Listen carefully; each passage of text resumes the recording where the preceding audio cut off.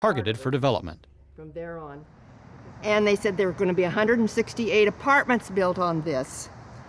And I says, no way do we want to have apartments on this. So consequently, I guess I had been working in the environment field long enough, so I thought, got to do something about this.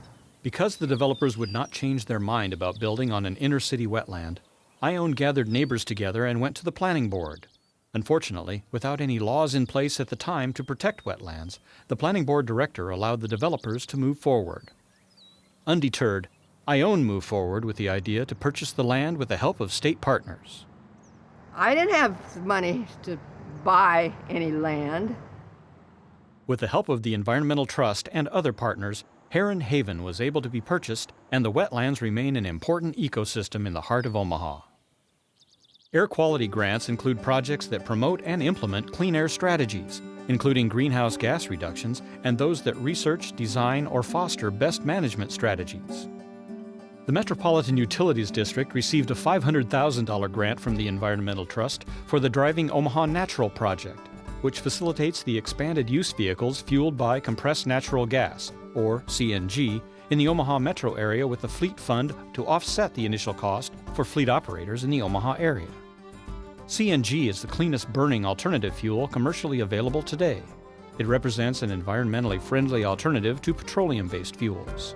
CNG also helps to substantially reduce air pollutants from vehicles, which is important in the Omaha metro area because that area is at risk of violating the national ambient air quality standards established by the Environmental Protection Agency. Omaha Parks and Rec operate Hummel Park Day Camp, where young Omahans have learned about the outdoors since 1948. However, replacing old and dilapidated camp structures became critical to keeping the park open when they no longer met building codes and accessibility guidelines. A $350,000 grant from the Environmental Trust, combined with city and district resources, made feasible the construction of 2 new park buildings, including a nature center. The center is a multi-purpose 4-season building used for nature education, recreation, and retreats. A geothermal heat pump, natural daylight lighting, and rain gardens complete the center. Both buildings demonstrate energy-saving technology to the public. Waste management grants include projects that promote and implement source reduction and waste management or toxicity reduction, projects that promote and implement the development of recycling markets, or projects that promote and implement reuse and other disposal diversion.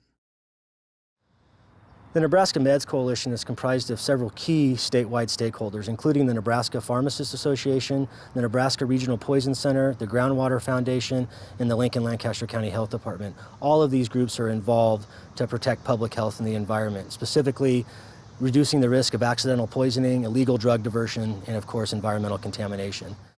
In fact, a 1999 U.S. Geological Survey study told us that they found trace amounts of drugs in 80% of surface water and 93% of groundwater.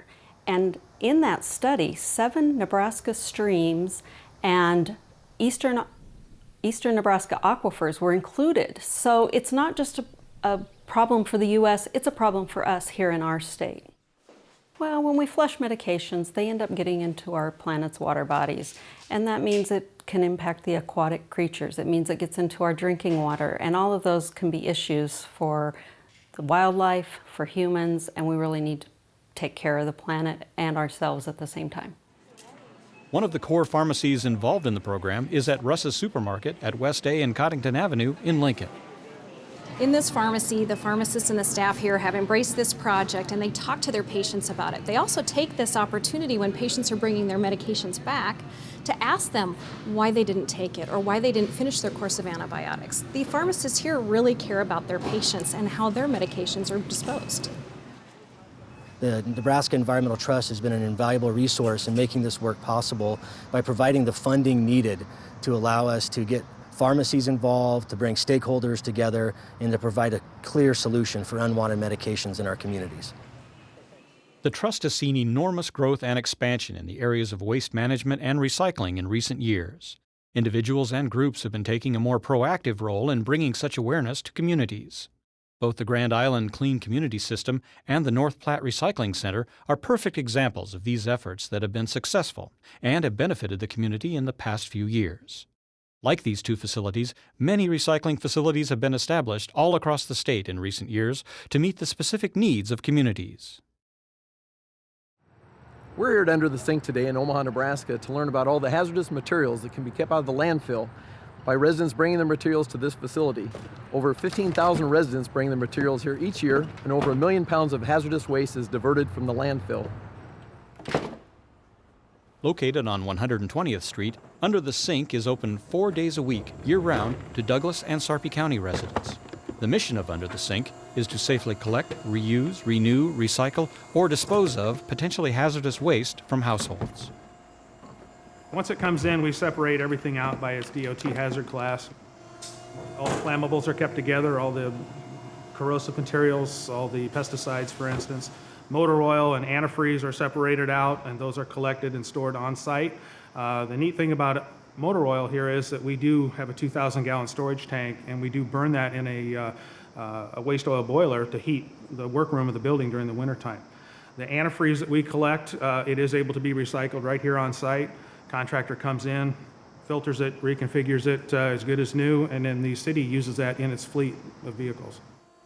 Besides funding almost half of the startup cost to build the facility, the Environmental Trust also helped Under the Sink purchase a paint can crusher after the build. Paint cans are the most prolific item delivered to the facility. In addition, any paint and other household products received by Under the Sink that are partially used are placed in their restore. We have what's called a restore, and we do filter off some of the materials that come in here that are either new or in good usable condition. And people can come in and take those out. For instance, paints of all different kinds, latex and oil-based, as well as cleaning products, automotive products, adhesives, stains, varnishes, all kinds of things, all free. The work the Environmental Trust has done in the state of Nebraska has had an impact on virtually every citizen. We can always talk about the trust touching all of Nebraska. It's not just in one place. It's not just in Lincoln, Omaha, but it's in western, it's central, north, southern Nebraska. Everywhere you go, the Environmental Trust has had an impact. Nebraskans are lucky to have the Environmental Trust, as well as its funding source, the Nebraska Lottery. The lottery does not exist just to sell lottery tickets. And if you keep that in perspective, that's where we start. And so what we always try to remember is all of our profits go to the beneficiaries, like the Environmental Trust. I think everybody needs to remember that every time you buy a lottery ticket, it goes to benefit Nebraska.